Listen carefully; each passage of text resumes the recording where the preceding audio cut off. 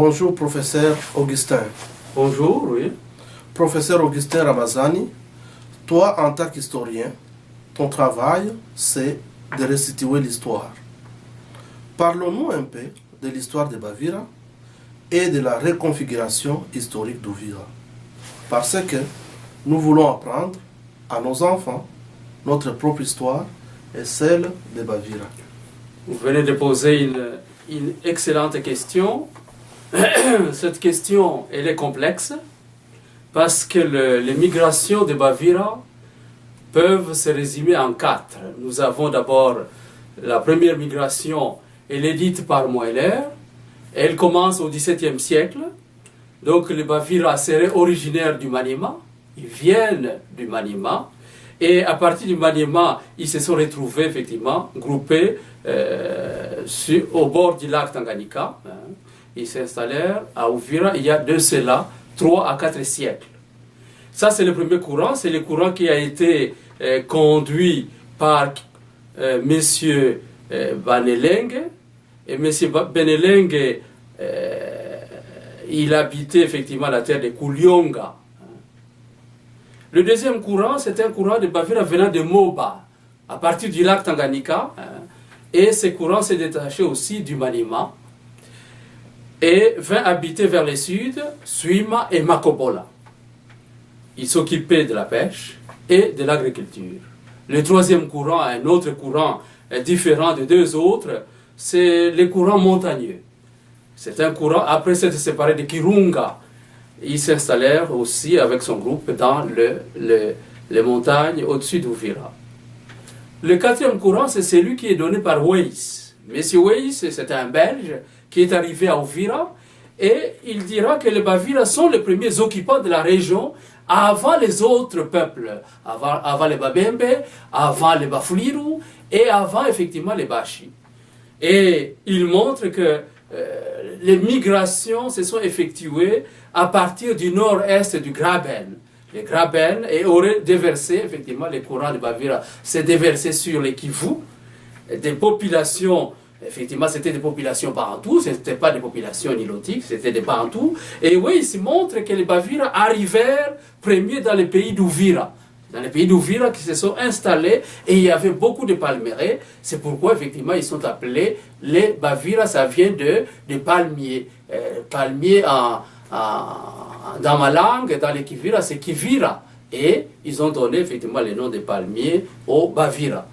Donc, c'est dans ces contextes-là qu'on peut parler de différents courants migratoires et de l'histoire de Bavira. Mais jusque-là, je n'ai pas encore parlé de la nouvelle reconfiguration historique de Bavira après l'installation de Bavira dans la région. On comprend bien que les Bavira ont suivi un long chemin avant de s'installer à Uvira, dans la collectivité chefferie de Bavira. Professeur, la chefferie collectivité de Bavira a-t-elle connu une nouvelle configuration historique après l'installation de Bavira dans la région? Nous avons eu 3 nouveaux reculs. Les Bavira ont connu 3 nouveaux reculs. D'abord, au nord-est, il y a effectivement nord-est, il y a les Bashi qui sont arrivés et qui ont poussé les Bavira vers le sud, vers les lacs. Et il y a eu aussi l'arrivée des Fuliru, les Fuliru venus de l'Olindi, poussaient les Bavira aussi jusqu'à la rivière Kiliba.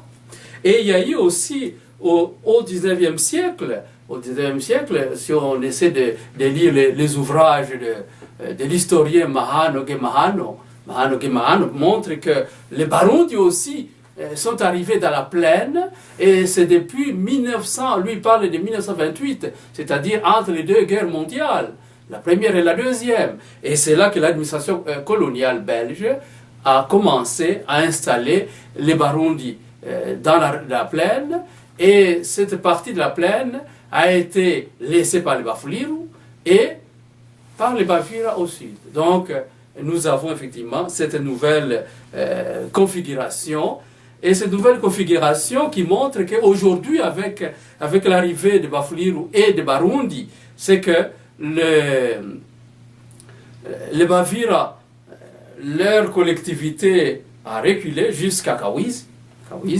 et vers le sud, chez les Babembe, nous avons aussi reculé, nous étions à Suima, et nous sommes revenus du côté de Kabekulu, Kasanganji, donc c'est la rivière qui sépare Suima et Makobola. Donc je peux dire qu'en gros, la reconfiguration a fait que la collectivité de Bavira a été réduite.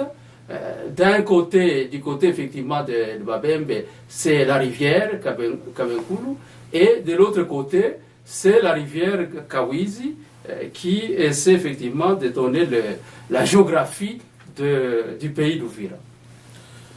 À cela, professeur, je voulais ajouter et vous demander si a-t-il pris le temps de lire et de lire les déclarations de M. Kibego Njangamwita. Oui. Alors, Ouais. quelles sont les thèses que tu as pu identifier dans ces déclarations politiques pour les déconstruire? Merci beaucoup pour cette deuxième question. C'est une question vraiment pertinente et importante. Ici, je vais d'abord, avant de répondre aux thèses de Kibego, je vais d'abord donner au moins les références bibliographiques sur le pays d'Uvira. Parce que souvent, nous faisons l'histoire d'Uvira sans de référence. La première référence que je peux donner ici, c'est le livre de Moeller. Moeller qui parle effectivement, qui a écrit son livre, c'était en 1936, Les grandes lignes de migration de Bantou, dans la province orientale du Congo belge. Quand on commence à remettre en cause la race Bantou, on se pose des questions, on va où? Or, les historiens ont écrit beaucoup sur ça.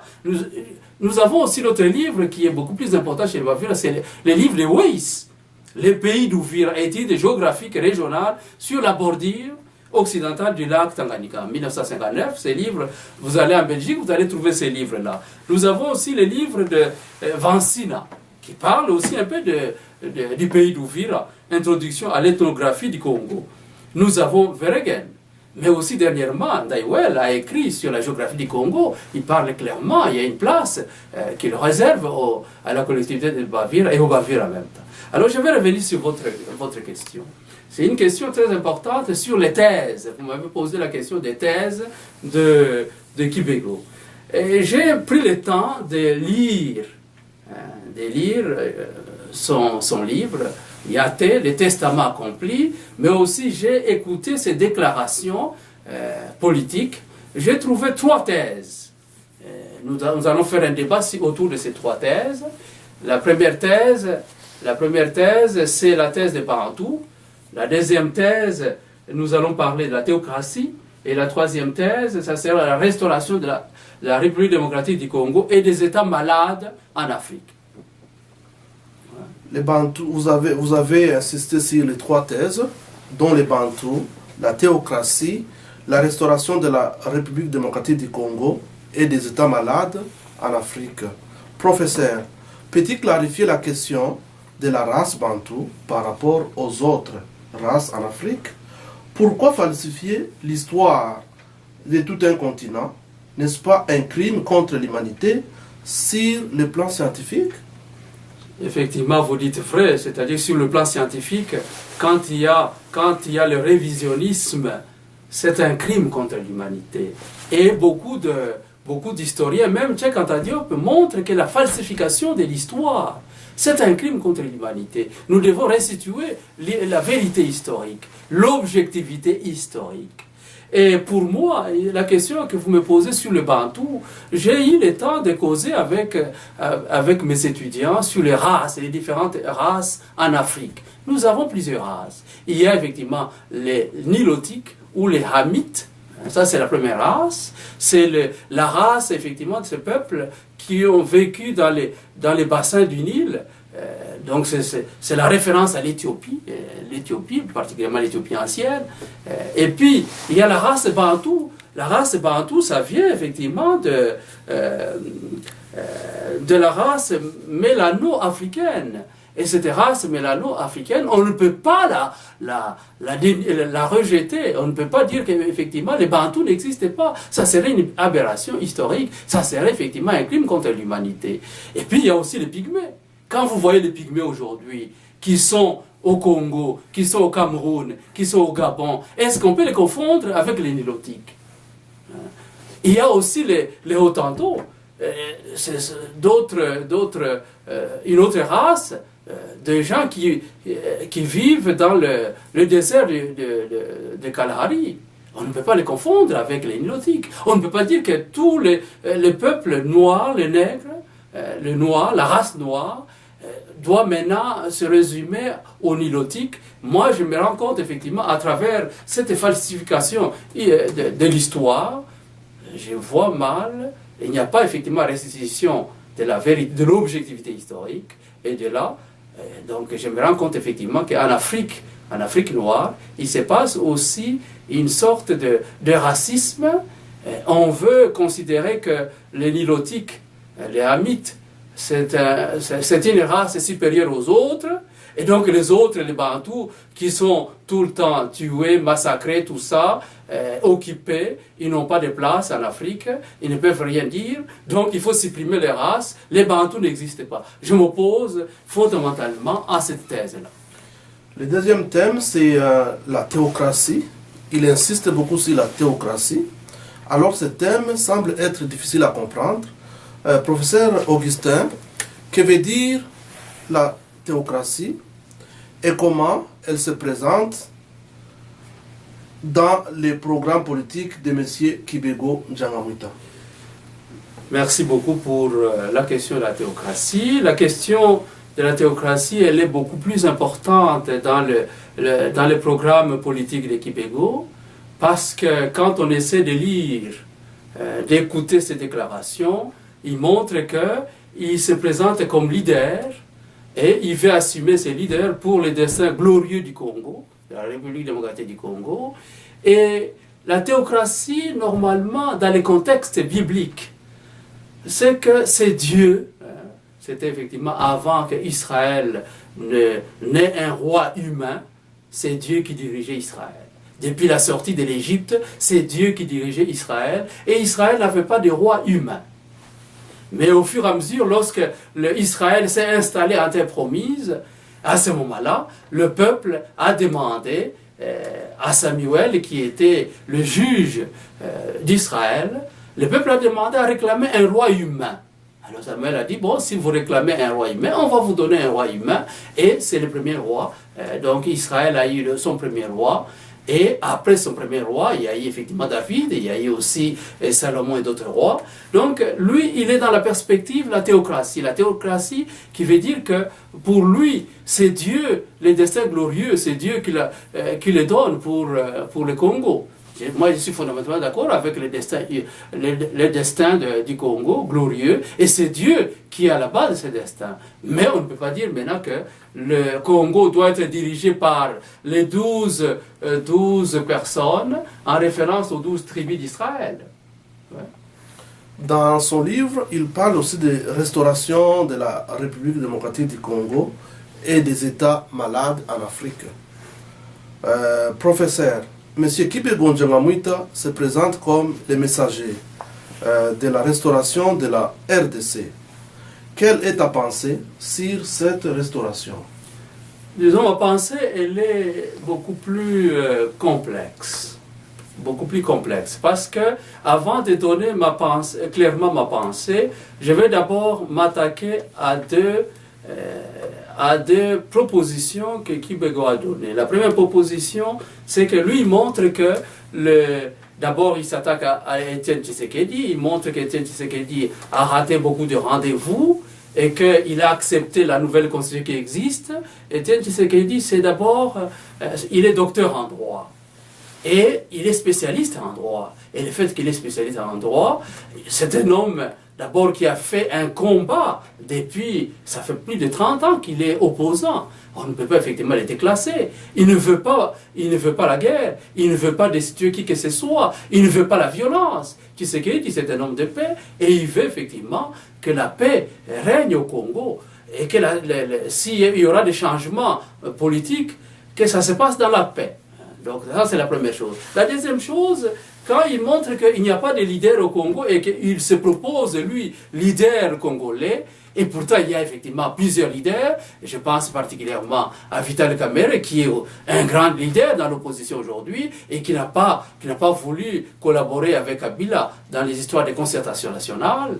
Donc nous avons des leaders, et ces leaders veulent que la démocratie s'impose au Congo et non pas la violence. Mais la perspective de la restauration de Kipego, qui est une perspective spirituelle, mais lui montre effectivement qu'il faut destituer ceux qui sont en place. Donc c'est la violence, ce sont les massacres. Et quand on fait la restauration, on va aller plus loin. On peut commencer une restauration, mais la restauration peut emporter la personne qui l'a commencé. Alors pour parler clairement de cette restauration, oui, pour parler de cette restauration, justement, nous sommes presque à la fin de notre entretien.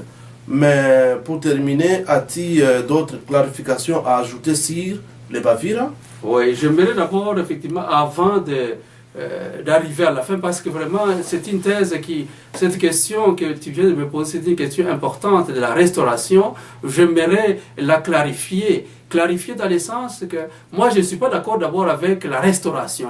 Les concepts, les paradigmes de restauration me chagrinent un peu parce que j'aimerais, au lieu de restauration, j'aimerais parler de renaissance. Renaissance du Congo et renaissance des Grands Lacs, renaissance de l'Afrique dans la perspective des États-Unis d'Afrique. Là, je suis effectivement pour la réconciliation de peuples, la réconciliation de races. La question des races, pour moi, ne m'intéresse pas. La question qui m'intéresse, pour moi, c'est la renaissance de notre continent. Notre continent, ça fait longtemps qu'il vit dans la dépendance avec les autres peuples, avec les autres continents par rapport à l'Occident, par rapport à l'Asie, mais nous voulons devenir autodéterminés, indépendants. Et la question pour moi, l'Afrique des Grands Lacs, et particulièrement le Congo, qui est un grand pays au cœur de l'Afrique des Grands Lacs.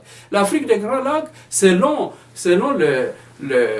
l'archéologie préhistorique, l'archéologie préhistorique nous montre que la vie a commencé en Afrique des Grands Lacs. Old Wye se situe au Kenya, c'est en Afrique des Grands Lacs. Et la vie, donc les races, l'espèce humaine a commencé en Afrique des Grands Lacs. Et cette espèce humaine a alimenté la vie partout, dans tous les continents. Et c'est à partir de ces Grands Lacs que la vie aussi doit germer dans l'humanité aujourd'hui. Mais ça serait scandaleux de voir aujourd'hui les gens de l'Afrique des Grands Lacs sont en train de se massacrer. Il y a des génocides de tous côtés, au Rwanda, au Congo, avec les génocides sexuels et les 10 millions d'habitants. Nous voulons qu'il y ait la paix en Afrique des Grands Lacs, parce que l'Afrique des Grands Lacs, elle sera capable, comme puissance économique mondiale, de redonner encore la vie partout dans le monde. Comme effectivement, elle a redonné la vie à travers l'espèce humaine. Donc, maintenant, je vais revenir sur votre dernière question. Je n'ai pas bien compris la dernière question. Est-ce que vous pouvez la reprendre, s'il vous plaît? Oui, je disais que nous sommes presque à la fin de notre entretien, mais néanmoins, je me demande si vous avez d'autres clarifications à ajouter sur les Bavira, par exemple. Oui, j'aimerais effectivement ajouter des clarifications sur les Bavira. Pour moi, les Bavira ne sont pas très très connus, donc il faudrait qu'il y ait de recherches sur les Bavira. Ce que vous êtes en train de faire, Modeste, c'est une bonne initiative sur les Bavira. J'aimerais que cette initiative puisse continuer, dans le sens, par exemple, si vous pouvez faire une vidéo ou un YouTube sur le pays d'Uvira, ça serait beaucoup plus intéressant. Parler aussi de la culture de Bavira, parler de toutes les habitudes, les traditions, les mœurs de Bavira, ça serait beaucoup plus intéressant. Il faut que les Bavira soient connus, et pas seulement les Bavira, situer aussi les Bavira à travers les grands Congo, pour que les Bavira aussi occupent leur place au cœur du Congo qui est en train de renaître. Oui, merci. Et puis, je voulais ajouter aussi que, comme Mouvira, nous avons essayé de monter un site internet, et ce site, il y a quelques éléments sur le peuple Bavira, mais néanmoins le site est encore en construction. Cependant, professeur Augustin, est-ce que avez-vous aussi autre chose à ajouter à propos de Kibego et sa politique? Oui, j'ai des choses à ajouter à propos de Kibego. Donc, je suis fondamentalement d'accord par rapport à la politique du Congo, parce que Kibego montre que la situation au Congo est malade, donc le Congo est malade, la situation va mal. Mais je pense que ce n'est pas à travers la théocratie que nous pouvons guérir le Congo, c'est à travers une démocratie, une justice qui se met en place, et c'est à travers aussi une recherche dans les domaines économiques, doter le Congo d'une puissance, que le Congo devienne une puissance économique au cœur de l'Afrique, et là le Congo peut travailler à la renaissance du continent africain. Et par rapport effectivement à sa politique, moi je pense que la politique, ceux qui veulent, personne ne peut interdire à quelqu'un d'autre de faire la politique. Si Kibego veut faire la politique, il peut faire la politique. Je ne lui interdis pas de faire la politique. Mais s'appuyer et dire qu'il est prince d'Uvira pour qu'il fasse la politique, j'aimerais bien qu'il puisse rejeter, qu'il puisse vraiment rejeter ce titre-là. Ce titre-là, c'est une usurpation. Il ne mérite pas ce titre-là. S'il veut effectivement s'appuyer sur les Bavira vont le soutenir comme homme politique, mais ce n'est pas en s'appelant prince de Bavira qu'il peut vraiment honorer le Bavira. Comme vous êtes, je pense que vous êtes citoyen congolais. Oui. Alors, est-ce qu'il y a quelque chose que vous pouvez ajouter en rapport à l'avenir de la République démocratique du Congo? Ouais. Donc j'ai beaucoup de choses à ajouter par rapport à la République démocratique du Congo et son avenir. Donc moi, la première chose, c'est que mon combat, c'est un combat démocratique. C'est la démocratie. Et je mène ces combats-là à travers l'UNC, l'Union pour la nation congolaise. Et c'est à travers l'UNC, je vois qu'il y a cette capacité de pouvoir libérer la démocratie au Congo. Et je pense que si les autorités de Kinshasa acceptent qu'en 2016, qu'il y ait des élections au Congo et qu'il y ait de l'alternance politique au Congo, le Congo va avancer et il y aura une véritable démocratie au Congo. Mais si les autorités actuelles à Kinshasa ne veulent pas des élections en 2016 et libérer la démocratie, il y aura une autre guerre, ça sera la violence, ça sera effectivement le règne du génocide, ça sera le règne du chaos, et ça ne sera pas effectivement pour la fierté de tous les Congolais et des autorités congolaises en place. Avez-vous un mot de la fin? Un mot de la fin, c'est remercier. Remercier, Modeste, vos initiatives sont très intéressantes et généreuses en direction du peuple Bavira, du peuple du Kivu en général, mais aussi des Congolais en particulier, pour que les Congolais sachent ce qui se passe, la vérité, la restitution de l'histoire, l'objectivité historique. Elle est très importante et j'ai ça effectivement quand vous m'avez proposé cette interview, cet entretien, c'était pour que cette vérité historique soit restituée, qui est l'objectivité, parce que si on falsifie l'histoire de tout un continent, l'histoire d'un peuple, c'est un crime contre l'humanité, et ce crime-là est condamnable par tous les tribunaux, partout dans le monde. Personne ne peut accepter qu'on puisse falsifier l'histoire. Merci beaucoup, professeur Augustin Ramazani. Merci beaucoup, c'est moi qui vous remercie.